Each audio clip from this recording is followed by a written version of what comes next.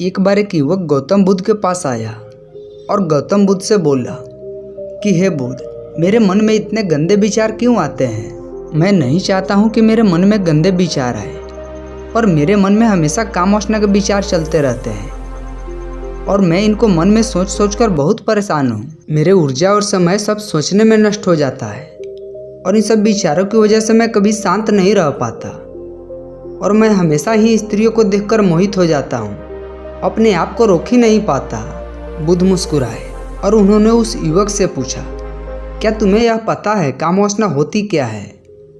फिर लड़के ने उत्तर दिया और कहा, बुद्ध, मैं तो यह नहीं जानता कि काम वासना होती क्या है, और हाँ, यह जो भी है बहुत बुरी चीज़ है। फिर बुद्ध ने उसी वक्त उस युवक से कहा कि सबसे पहले तुम्हें यह समझना है, प्राकृतिक रूप से जो भी चीज़ हमारे अंदर है वह बुरी नहीं है। हमारे जीवन में उसकी कुछ ना कुछ ज़रूरत है।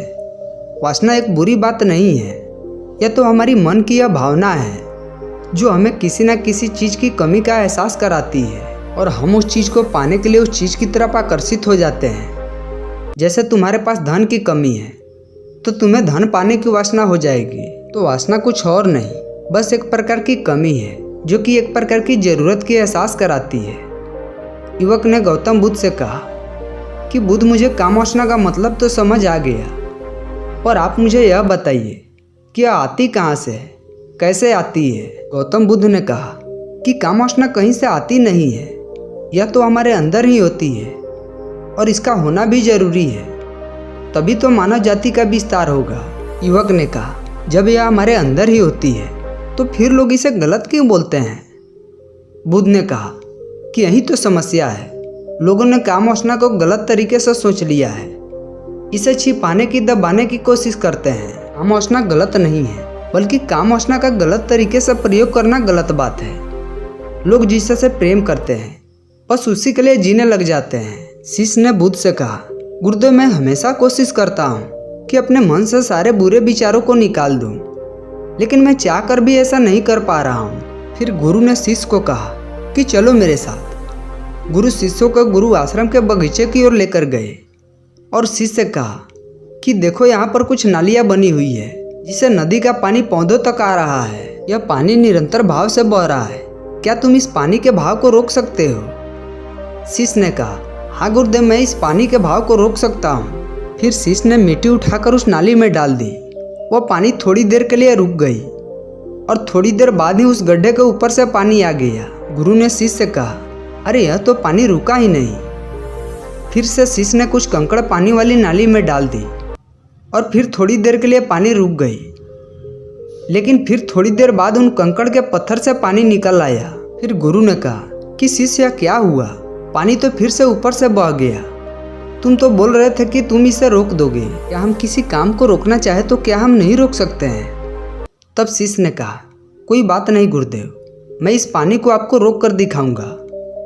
फिर वह एक बड़ा सा पत्थर लेकर आया और उसे नाली पर डाल दिया और पानी रुक गया। शिष्य ने गुरु से कहा कि देखा गुरुदेव, मैंने कहा था कि मैं पानी को रोक दूंगा। मैं पानी को रोक कर दिखाया, आपकी बात को मैंने पूरी कर दी। गुरु मुस्कुराए और बोले, अच्छा जरा ध्यान से देखो, पानी रुक गया क्या? वो तो पीछे का नाली तोड़कर बाहर आ गई और अगल बगल से बह रहा है। ध्यान से देखो, इस पत्थर से आगे भी आ गया और यह पानी भी अपना रास्ता बदलकर फिर से आगे की तरफ बह जाएगा। और फिर थोड़ी देर बाद ऐसा ही हुआ। फिर गुरु ने शिष्य को समझाया कि तुम्हारे साथ भी ऐसा ही चल रहा है। तुम बार बार प्रयास कर रहे हो, बहुत दिन से प्रयास कर रहे हो, पर बार बार तुम्हारा प्रयास टूट रहा है और हमेशा टूटता ही रहेगा। तुम कितना भी बड़ा पत्थर रख लो, लेकिन पानी तो अपना रास्ता बना ही लेगा। यह सब देखकर गुरु से कहा कि हे गुरुदेव, क्या कोई तरीका नहीं है जिससे मैं गंदे विचार से बाहर निकल सकूं? और यह मेरे मन में आए ही नहीं। गुरु ने शिष्य को एक नदी के पास लेकर गए जहां शांत बगीचे में पानी आ रहा था।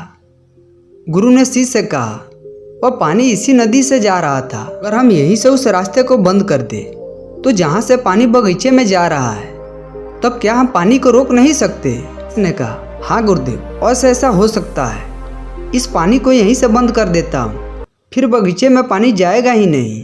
फिर से पानी जाने वाले रास्ते को बहुत मेहनत करके पत्थर और मिट्टी डालकर बंद कर दी और गुरु से कहा कि गुरुदेव मैंने पानी बंद कर दिए, अब यह पानी बगीचे में जाएगा ही नहीं। तब गुरु ने शिष्य से कहा, अगर पानी बगीचे में जाएगा ही नहीं तो पेड़ पौधों को पानी कहाँ से मिलेगी? उन पेड़ पौधों को पानी की आवश्यकता है। पेड़ पौधों में कुछ पेड़ पौधे ऐसे भी हैं जिनको रोज पानी की आवश्यकता है, वह मुरझाकर मर भी जाएंगे, उनका क्या होगा? पानी तो हमें खोलना ही होगा। शिष्य ने अपने गुरु के बात सुनकर बगीचे को जाने वाले रास्ते को खोल दी। तब गुरु ने शिष्य से पूछा, शिष्य अगर हम इस नदी के पूरे पानी को बगीचे की तरफ मोड़ दे तो क्या होगा? तब शिष्य ने जवाब दिया, गुरुदेव वहाँ पर जितने भी पेड़ पौधे हैं वह गलकर नष्ट हो जाएंगे, वहाँ पर कुछ भी नहीं बचेगा। फिर गुरु मुस्कुराए और बोले, तुम इस बात को समझो कि हमें किसी भी चीज़ को रोकना नहीं है, बस हमें संतुलन बनाए रखना है। कम पानी से भी पौधे नष्ट होते हैं और ज़्यादा पानी से भी पौधे नष्ट होते हैं। हमारा जीवन संतुलन से ही चलता है। गुरु ने शिष्य से कहा, अगर मैं तुमसे कुछ कहूँ कि तुम आम के बारे में मत सोचो तो तुम्हारे मन में सबसे पहला चित्र किसका आएगा? शिष्य ने कहा, गुरुदेव मेरे मन में सबसे पहला चित्र आम का ही आएगा।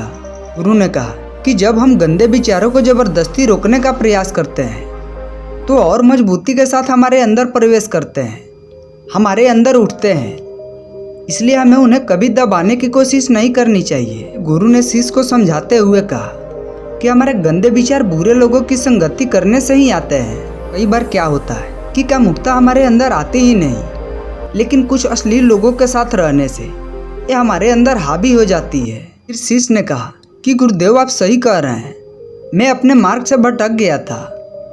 फिर उस शिष्य ने रात को चैन के नींद सोया, सुबह अपने कार्यों को पूरे मन से किया। अब गौतम बुद्ध ने अपने शिष्य से कहा कि जब भी तुम्हारे मन में गंदे विचार आए तब तुम खुद को दोषी मत समझना। शरीर है और यह सब इसी ने हजारों सालों से सीखा है।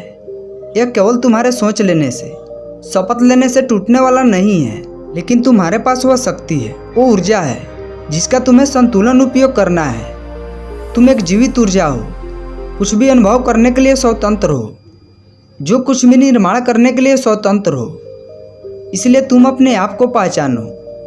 यह बोलकर गौतम बुद्ध मौन हो गए।